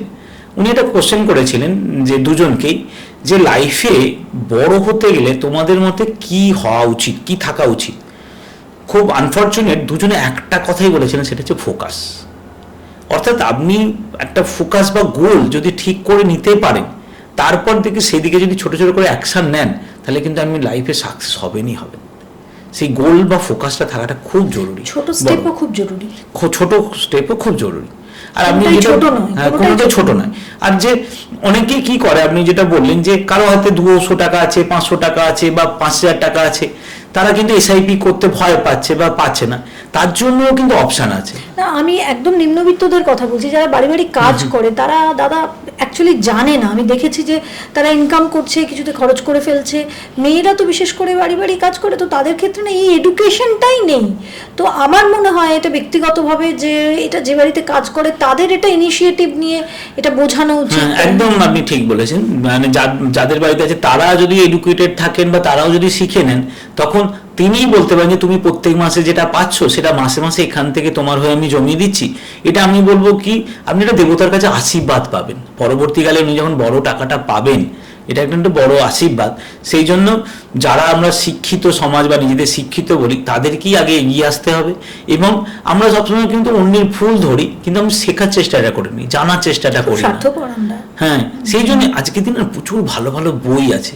আমি বলছি যেমন পুয়ার ড্যাড রিচ ড্যাড, তারপরে সাইকোলজি অফ মানি, তারপরে আপনার হচ্ছে the man who sold his Ferrari. এত ভালো ভালো বই আছে ফিনান্স নিয়ে। আপনারা বই পড়তে হবে না, অডিও বইগুলো শুনুন, আপনার ইউটিউবে প্রচুর উপকার পাবেন এবং আপনি ফিনান্সে জমানোর জন্য মোটিভেটও পাবেন। মোটিভেশনটা খুব জরুরি। মোটিভেশনটা খুব জরুরি। আর মোটিভেশন কী হয় বলুন তো, কোনো কাজে দেখার পর না মিনিট 10-15 থাকে, কিন্তু সেখানে কনসিস্টেন্সিটা খুব জরুরি, যে ধারাবাহিকতাটা রাখাটা খুব জরুরি। এটা তো যে কোনো জিনিসই একদম। If you want to achieve your goal, আপনাকে ফোকাস রাখতে হবে, ধারাবাহিক কনসিস্টেন্ট হতে হবে। সেটা ক্রিকেট খেলা হোক, যে কোনো খেলা হোক, বা সঞ্চয়ের ক্ষেত্রে। আমি আপনার কাছে জানতে চাইবো যে আপনি তো অনেক কথাই বলছেন দাদা, কিন্তু পরিষ্কার সুখেন্দু দা, এটা একটা সাধারণ মানুষের প্রশ্ন হবে যে আমি যদি জমাবো, টাকা নিয়ে ভাববো, তাহলে আমি খাবো কখন, ঘুরবো কখন? আমার ইনকাম 10,000, তাহলে আমি 10,000 টাকায় খাবো, ঘুরবো, জমাবো, না কি করবো? আমার হ্যাপিনেসটা কি তাহলে?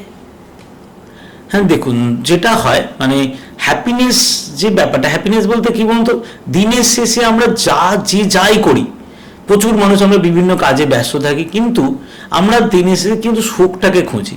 আমি যখন প্রথমে ফিনান্সিয়াল জার্নিটা শুরু করেছিলাম, আমি প্রথমে খুঁজেছিলাম যে হোয়াট ইজ হ্যাপিনেস, মানে আলটিমেট আমার গোলটাকে, আমি সুখী থাকতে চাই। তখন আমি ইন্টারনেটে যেটা পেলাম, পৃথিবীর সব থেকে হ্যাপি মানুষের নাম হচ্ছে ম্যাথিউস রিকার্ড। ওনার মাথাতে আমাদের কটেজ বলে একটা জায়গা আছে, যেখানে একটা মানে হ্যাপিনেসের হরমোন আছে, যেটা পৃথিবীতে ওনার সব থেকে বেশি। উনি এখন ভুটানে থাকেন, অর্থাৎ পৃথিবীর এখন সব থেকে হ্যাপিয়েস্ট পার্সন হচ্ছে ম্যাথিউস রিকার্ড। আর একটা হ্যাপিনেসের ডেফিনিশন যেটা বলা হয়, আপনি কত ইনকাম করেন তার উপর ডিপেন্ড করে না। যদি আপনি সেই ইনকামের মধ্যে আপনার সংসারকে খুব ভালোভাবে চালাতে পারেন এবং আপনার যদি কোনো লোনের বার্ডেন না থাকে, পৃথিবীর সব থেকে সুখী হচ্ছে আপনি, 1 নম্বর। আর একটা বই আছে, লোনের বার্ডেন তো আজকাল সবার, ইএমআই এর বার্ডেন, সেইটাকে আপনাকে কমাতে হবে, বারবার আমি বলি। আর একটা প্রথম কথা বলছি, যে প্রথম 10 বছর 15 বছর আপনি একটু স্যাক্রিফাইস করুন। যেটা বলে না, মানে হয় আপনাকে ফিনান্সিয়াল ফ্রিডম অ্যাচিভ করতে হবে, নাহলে কি এনজয়মেন্ট করতে হবে। আপনি নিজে ঠিক করুন আপনি কোন দিকে যাবেন। অর্থাৎ বলে না, কোনো কিছু সাকসেস ডিম্যান্ড সাম স্যাক্রিফাইস, অর্থাৎ কোনো সাকসেসের জন্য আপনাকে কিছু স্যাক্রিফাইস করতেই হবে। অর্থাৎ আপনি এদিকে আইফোনও ইউজ করবেন, গাড়িও ইউজ করবেন, ফ্ল্যাটও ইউজ করবেন, দেখাবেন মানুষকে, অথচ আপনি ভাববেন আপনার বড় ব্যাংক ব্যালেন্সও থাকবে, সেটা হবে না। সেটা করতে গেলে আপনাকে প্রথম 10-15 বছর মতো একটু স্যাক্রিফাইস করে জমিয়ে নিন, চেপে জমিয়ে নিন। মোটামুটি আমি যেটা বলি, 15 বছর যদি কোনো মানুষ জমাতে পারে, 25,000 টাকার মাইনেতে 15,000 টাকা করে যদি চালিয়ে 10,000 টাকা করে সে জমিয়ে নিতে পারে, নিয়ার অ্যাবাউট মানে অনেক টাকাই হয়ে যায়, 1-1.5-2 কোটি টাকা হয়ে যায়। তারপরে সে গাড়ির ইএমআই দিক, বাড়ির ইএমআই দিক, তখন কিন্তু বার্ডেনটা থাকবে না। তখন সে এসডব্লিউপির মাধ্যমে টাকা কিন্তু প্রত্যেক মাসে পাবে এবং সেইভাবে সে ইএমআই দিবে। যাদের 60 বছর হয়ে গেছে, তারা কি তার মানে জমাবে না, নাকি তাদের জন্য কোনো অপশন আছে? তাদেরকে কি আমরা বাতিলের দলে ফেলে দেবো, যে না, তোমার জীবনের সবকিছু তুমি অ্যাচিভ করে নিয়েছো, আর কিছু করতে হবে না? দেখুন, লাইফটা যে যার নিজের মতো। এখন আমাদের লাইফটা না বলতে পারেন আমরা ভাগে ভাগ করে নিয়েছি আমরা। মানে তোমার 1 বছর থেকে 20 বছর পর্যন্ত মোটামুটি আমরা বাবা মা ছত্রছায়ায় থাকি, এটাই মানে পরে বাচ্চাগুলো বুঝবে এটাই সব থেকে হ্যাপি লাইফ। তারপরে যেটা আসে মোটামুটি 20 থেকে আপনার 30 বছর পর্যন্ত, তার একটা বড় ইয়ে হয়, যায় জব পেতে হবে, সংসার করতে হবে, কিভাবে হবে, সেই একটা লাইফ। তারপরে 30 থেকে মোটামুটি 50 পর্যন্ত, আজকালকার ছেলেপুলেরা 45-এর পর থেকেই ফিনান্সিয়াল ফ্রিডম অ্যাচিভ করতে চায়। এই ফিনান্সিয়াল ফ্রিডমের জন্য সে মাসে যদি একটা আমাদের যে আমি বেসিক প্রিন্সিপাল বলেছি 50-30-20% মতো তার স্যালারির যদি সে জমাতে পারে, তাহলে কিন্তু সে ভালো রকমভাবে ফিনান্সিয়াল ফ্রিডম অ্যাচিভ করতে পারবে।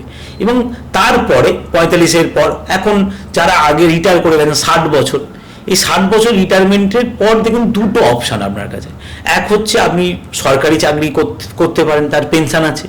কিছু মানুষ আছে বেসরকারি চাকরি করে তার পেনশন নেই, কিন্তু কিছু টাকা পেয়েছেন। আবার কিছু মানুষ আছেন যার কাছে হয়তো মানে ভবিষ্যতে সামান্য কিছু সঞ্চয় আছে। এই তিনটে ক্যাটাগরির আমি 60 বছরের মানুষকে ভাবতে পারি। যাদের ধরুন একটা পেনশন আছে অথচ তার বাকি টাকাটা সবটা খরচ হচ্ছে না, কিছু রয়ে যাচ্ছে, তিনি তার নাতি নাতনির জন্য তিনি কিন্তু এসআইপির মাধ্যমে নেক্সট জেনারেশন বা তার নাতি নাতনির জন্য তিনি কিন্তু জমাতে পারেন। পরবর্তীকালে অ্যাজ এ গিফট হিসাবে তাকে দিয়ে যেতে পারেন যদি তার অত টাকা না লাগে। এটা 1 নম্বর। 2 নম্বর হচ্ছে কারো যারা বেসরকারিতে চাকরি করেছেন এবং একটা ভালো টাকা পেয়েছেন, সেই টাকা দিয়ে SWP করা যায়। SWP ব্যাপারটা কি বলুন তো, সিস্টেমেটিক উইথড্রল প্ল্যান। এসআইপি ঠিক উল্টো। আমরা আগে কি করেছি, প্রত্যেক মাসে জমিয়ে গেছি, এখন আমি প্রত্যেক মাসে টাকাটা তুলবো। আমাদের একটা ল আছে, ল বলতে কি রকম, মানে এটা মানে অ্যাসাম্পশন ধরে নেওয়া হয় এবং 20 বছরের টেস্টের ডেটা আছে, যেটা যে কোনো মানুষের কাছে যদি ধরে নিই আমি 1 কোটি টাকা আছে, কারো 10 লাখও থাকতে পারে, 5 লাখও থাকতে পারে, আমি 9% মতো তুলতে পারা যায় প্রত্যেক মাসে। অর্থাৎ 1 কোটির হিসাবটা আমার কাছে মানে সুবিধা হয়। 1 কোটিতে প্রত্যেক মাসে যদি আমি 75,000 টাকা করে তুলি, তাহলে আমার 9% মানে 9% ধরলে 12 দিয়ে গুণ করলে 9 লক্ষ টাকা হয়। অর্থাৎ 9 লক্ষ টাকাকে 12 দিয়ে করলে 75,000 টাকা করে প্রত্যেক মাসে আমরা তুলতে পারি। আর মিউচুয়াল ফান্ডের গ্যারেন্টেড না, দেখা গেছে 20 বছর প্রিভিয়াস এক্সপিরিয়েন্স দিকে এই টাকাগুলো না ব্যালেন্স ফান্ড বা মাল্টি অ্যাসেট ফান্ডে থাকে, যাদের অ্যাভারেজ রিটার্ন নিয়ার অ্যাবাউট 15%-এর মতো, যার ফলে ওনার ব্যালেন্স টাকাটা আবার বাড়তে থাকে। উনি টাকা তুলবেন এবং হিসাব মতো প্রত্যেক 10 বছর টাকাটা আবার ডবল হয়ে যায়। এইভাবে কিন্তু ওনারা পরবর্তী জীবনের এটাকে করেন। আর অনেক স্কিম আছে যে স্কিমে টাকাটা কিন্তু বাড়ে না, শুধু মাসে মাসে ছোট ছোট। আরেকটু যাদের বেশি বয়স, ছোট করে জেনে নি, যাদের 70 আপ তারা কি করবে? দেখুন 70 আপ যাদের তারা কিছু মানে রিটায়ারমেন্ট পেনশন থাকে না, তাদের সব থেকে বেস্ট অপশন আমি যদি বলবো যে তাদের কিন্তু SWP হচ্ছে সব থেকে বেস্ট অপশন। এবং তিনি নিজে তো টাকাটা প্রত্যেক মাসে পাবেন, পরবর্তীকালে ওনার নমিনি যিনি আছেন তিনিও কিন্তু এইটা ক্যারি ফরওয়ার্ড করবেন। এবং খুব ইন্টারেস্টিংলি আপনি 7 থেকে 9%-এর মধ্যে যদি তোলেন, তাহলে কিন্তু টাকাটা মানে 9 বছর বা 10 বছর হয়ে ডবল হয়ে যাবে। অর্থাৎ প্রথম 10 বছর আপনি ধরুন 75,000 করে পাবেন, নেক্সট 10 বছর পরে আমরা 1 কোটিটা 2 কোটি হয়ে গেছে, তখন আপনি 1.5 লক্ষ টাকা করে পাবেন। এইভাবে পাওয়া যায়। সুতরাং বেশ কিছু আলোচনা এখানে হচ্ছে, তবে আমি বারবারই একটা কথা বলবো যে আপনারা কিন্তু পুরো জিনিসটাই ইন্টারনেটে পাবেন, কারণ এগুলো আজকাল খুব অ্যাভেলেবল। তো আপনারা যাচাই করে নিন। এখানে শুধুমাত্র আমাদের উদ্দেশ্য এই ভিডিওগুলো বানানোর যে আপনাদের একটা শিক্ষা দেওয়া, একটা এডুকেশনের মধ্যে নিয়ে যাওয়া এবং এডুকেট করা। সমাজ যদি এডুকেট হয়, বাঙালিরা যদি এডুকেটেড হয়, তাহলে কি হবে, সমাজের যে আমরা বলতে পারি যে মানোন্নয়ন হবে, সমাজের অগ্রগতি হবে। তো সেটাই আমাদের শুধুমাত্র লক্ষ্য, সেটা আমাদের গোল। বাকিটা আপনারা নিজেরা যেটা ভালো বুঝবেন সেইভাবে করবেন।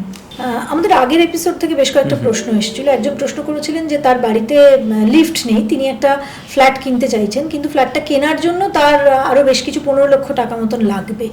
তাহলে তার কি করা উচিত? তিনি কি ফ্ল্যাটটা কিনবেন নাকি, মানে এটা একটা কি বলবো সাজেশন চেয়েছেন তিনি। যেটা করণীয়, উনি এখন অলরেডি একটা ফ্ল্যাটে যেহেতু থাকেন এবং আমি ধরে নিচ্ছি সেই ফ্ল্যাটে নিশ্চয়ই লিফট নেই বলেই উনি লিফটযুক্ত ফ্ল্যাটটা খুঁজছেন। অর্থাৎ দেখুন, আমাদের দিনের শেষে কি বলতো, কমফর্ট জোনটা বা বয়স যেহেতু হয়ে গেছে, সেই জন্য ওনার এই যে একটা ওপর ফ্লোরে লিফট ছাড়া ওঠা নামা করাটা খুব ডিফিকাল্ট। সেই অর্থে আমি সাজেস্ট করবো যে উনি নতুন ফ্ল্যাটটা নিয়ে নিয়ে নেওয়া উচিত। আর আগেরটাকে আপনি সেল করে নিন এবং চেষ্টা করুন যে 15 লক্ষ টাকা আপনি যাবে বলছেন, পাশাপাশি যদি এইটা করতে পারেন যে ফ্ল্যাটটা সেল করবেন যে দামে, সেই দামেই যদি পাশাপাশি কোথাও লিফযুক্ত ফ্ল্যাট পান, সেটা হচ্ছে আপনার জন্য সব থেকে ভালো হবে। তাহলে এই 15 লক্ষ টাকাটা আপনার যাবে না, কারণ 15 লক্ষ টাকাটা আপনার হয়তো লাস্ট জীবনের সঞ্চয়, সেটা দিয়ে দিলে পরবর্তীকালে চালানো একটু সমস্যা হবে।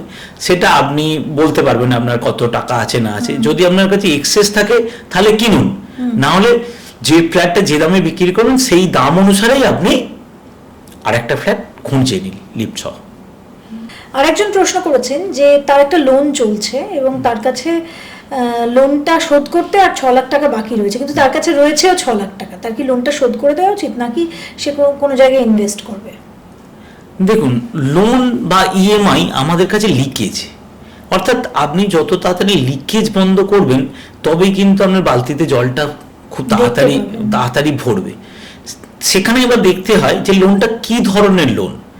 যদি ধরুন হাউস বিল্ডিং লোন হয়, হাউস বিল্ডিং লোনকে আমরা গুড লোন বলি, কারণ সেখানে ইন্টারেস্ট হচ্ছে 7% মতো। কিন্তু আপনি যদি কোনো পার্সোনাল লোন নিয়ে থাকেন যেখানে 12-14%-এর ওপর বেশি আপনার ইএমআই যাচ্ছে, সেই ক্ষেত্রে আমি বলবো লোনটা আগে সুদে দিন। আর যদি আপনার হাউস বিল্ডিং লোন থাকে, কম ইএমআই যাচ্ছে, তখন আপনি 6 লক্ষ টাকাটা কিন্তু ইনভেস্ট করে ওর থেকে বেশি রিটার্ন জেনারেট করতে পারবেন। সেই জন্য চেষ্টা করবেন লোনের মানে লোন যদি আপনার মাল্টিপল থাকে, অনেকগুলো থাকে, তাহলে যেটার সব থেকে বেশি ইন্টারেস্ট যাচ্ছে সেইটাকে আগে বন্ধ করুন। সবগুলো না করে এক এক করে ধরুন এবং বড় থেকে ছোট লোনের দিকে যান, এইভাবে চললে ভালো। আমি আরো কয়েকটা প্রশ্ন আপনাকে চটপট করে দিই, যে আমাদের জীবনে চলতে গেলে কিন্তু একটা ওষুধপত্র বা বিশেষ করে হসপিটালাইজেশনের ব্যাপার থাকে, তো এক্ষেত্রে দরকার হয় মেডিক্লেম। এটা কি আদৌ জরুরি মেডিক্লেম করা?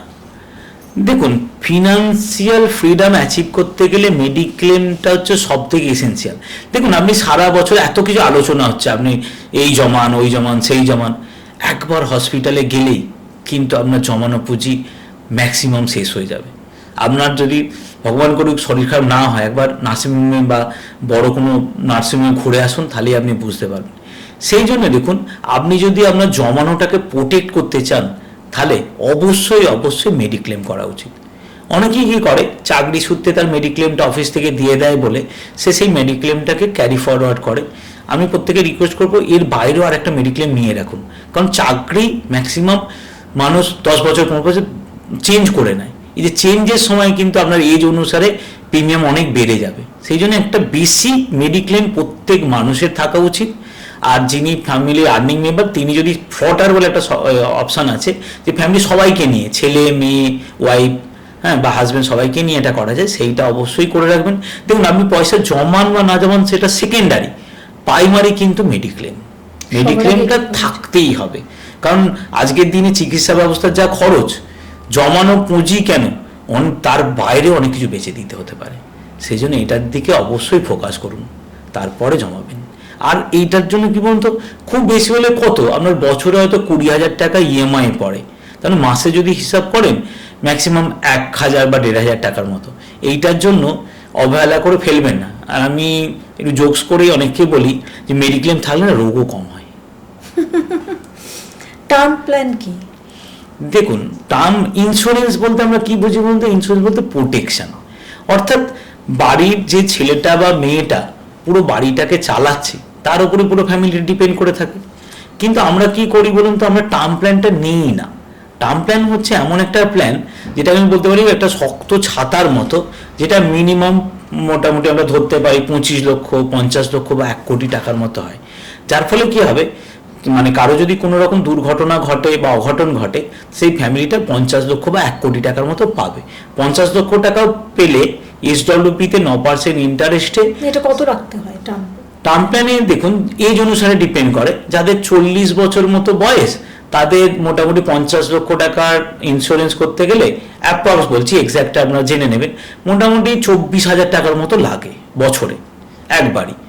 সেইটা যদি সে করে নিতে পারে তাহলে তার ফ্যামিলিটা কিন্তু প্রচন্ড রকম সিকিওর। সে যদি ঠিকঠাক সময়ে তার মানে মৃত্যু হয়, আগে কোনো দুর্ঘটনা ঘটলো না, তাহলে কি ওই টাকাটা ফেরত পাওয়া যায়? এইটার জন্যই ম্যাক্সিমাম লোকজন টার্ম প্ল্যানটা করতে চায় না, যে টাকা তো ফেরত পাবো না, তাহলে টার্ম প্ল্যানটা করে কি দরকার। কিন্তু এখন নতুন নতুন কোম্পানিগুলো অনেক কনসেপ্ট এনেছে।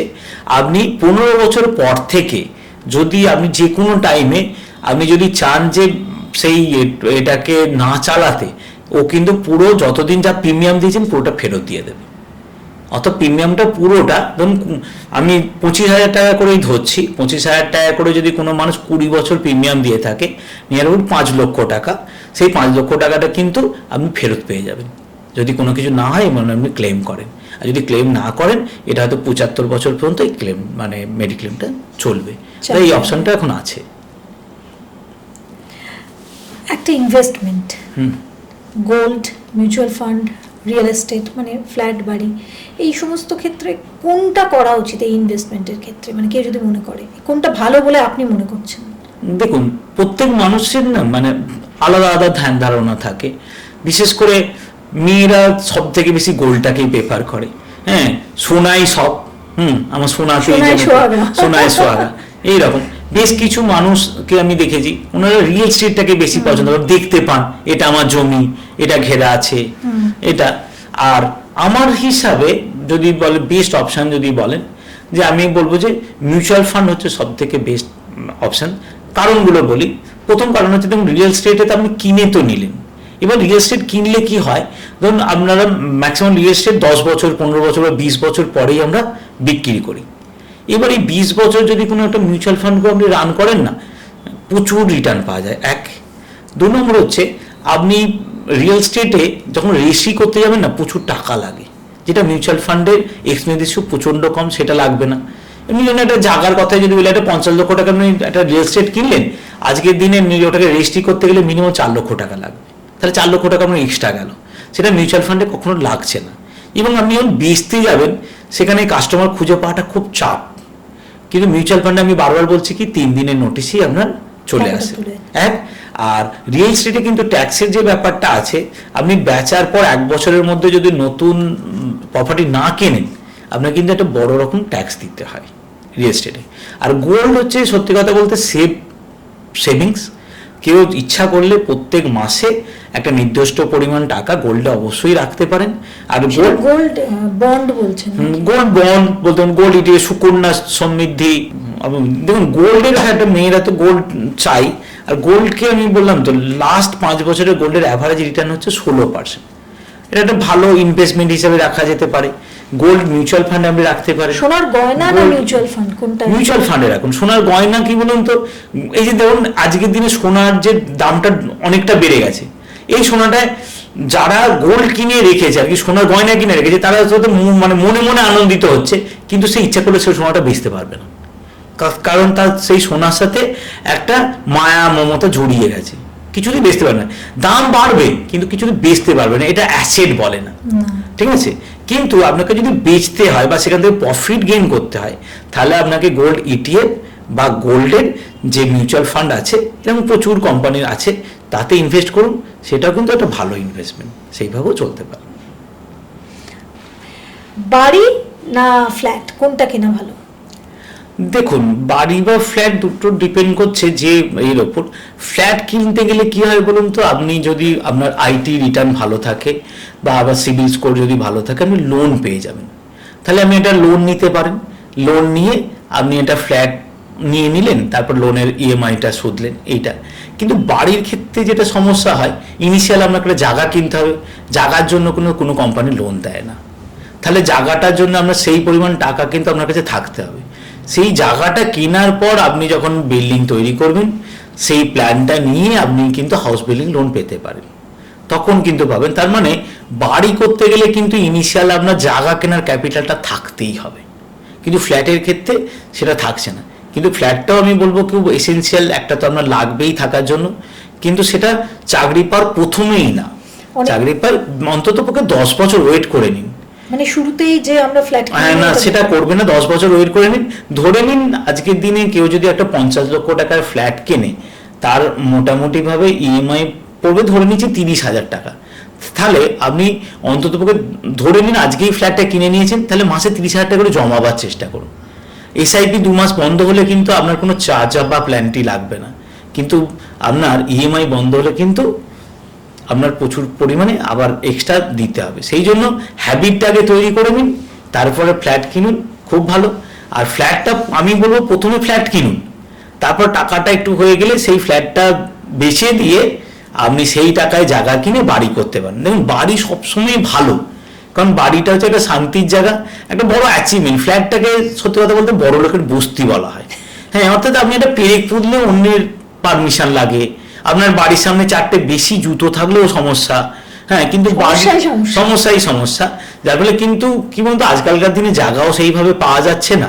আপনি যেখানে থাকতে চাইছেন সেখানে জায়গা পাওয়া যায় না, সেই অর্থে ফ্ল্যাট তো আপনার একটা অপশনাল। কিন্তু বাঙালিদের একটা বাড়ির প্রতি আলাদা টান আছে, অর্থাৎ বাড়ি হলে খুবই ভালো হয়, কিন্তু উপায় না থাকলে ফ্ল্যাটই যথেষ্ট। অনেকের মনে একটা স্বাভাবিক প্রশ্ন আসবে যে সারা জীবন যদি জমাবোই তাহলে আনন্দ করব কখন, খরচ করব কখন?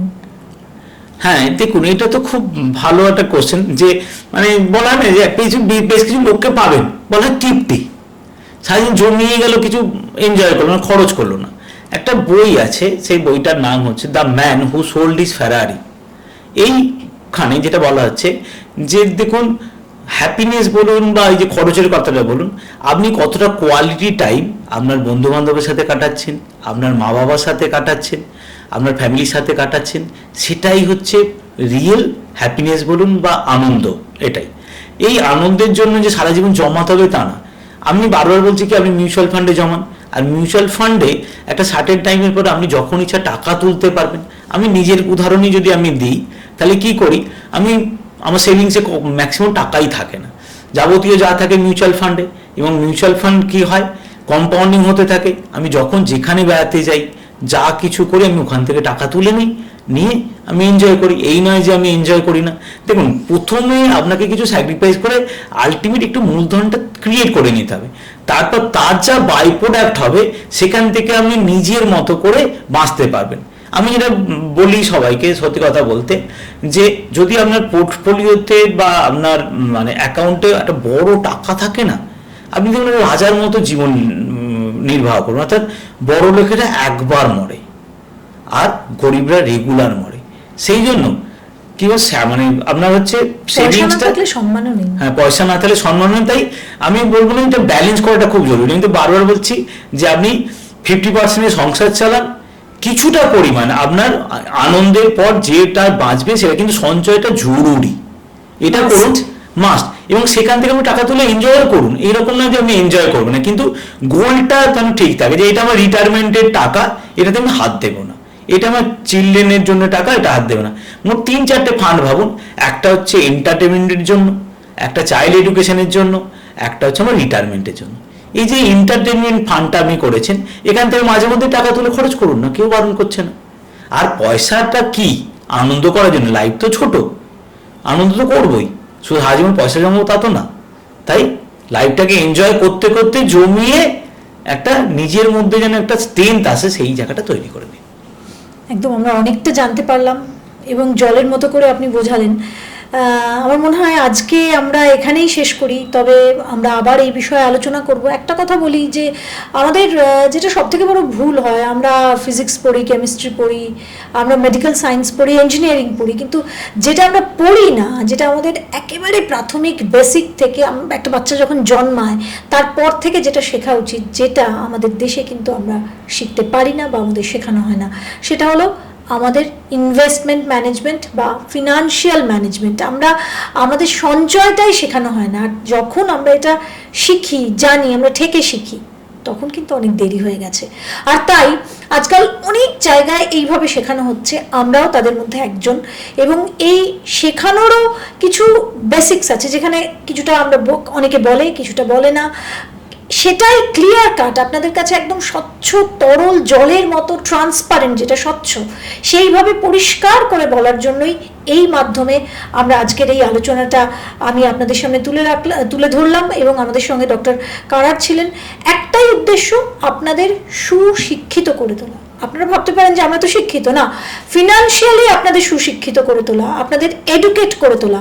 তারপর কি করবেন কি না করবেন সেটা সম্পূর্ণ আপনাদের বিষয়। কিন্তু প্লিজ ভিডিওটা দেখুন, জানুন, বুঝুন, নিজের যেটা গোল নিজে সেট করুন, কি করবেন সেটাও নিজে বুঝুন। এটা শুধুমাত্র এডুকেশনাল পারপাসে করা হয়েছে, এখান থেকে কোনো প্রমোশন, কোনো রকম কিছু আপনাদের বলা হচ্ছে না। অতএব এটা সম্পূর্ণ দেখুন এবং আপনাদের মতামত অবশ্যই জানান। কিন্তু প্লিজ কোনো কিছু নেগেটিভ কমেন্ট করার আগে একবার ভাববেন, কারণ এডুকেশনটা মাস্ট, এটাই আমাদের প্রাথমিক এবং মূল লক্ষ্য। সবাই ভালো থাকবেন। আরও একটা ভিডিও যদি চান অবশ্যই কমেন্টে লিখবেন, আর সেটার জন্য আমরা নিশ্চয়ই ডক্টর কারারকে বলবো আরও একবার আসতে। নমস্কার, খুব ভালো লাগলো। আজকের অনুষ্ঠান এখানেই শেষ করছি। আরও একটা পডকাস্ট নিয়ে হাজির হচ্ছি খুব শীঘ্রই। শুধু একটাই বলবো যে ভিডিওটা শেয়ার করে দিন, লাইক করে দিন, কমেন্টে নিজের মতামত লিখুন, প্রশ্ন লিখুন, আর চ্যানেলটা সাবস্ক্রাইব করে দিন।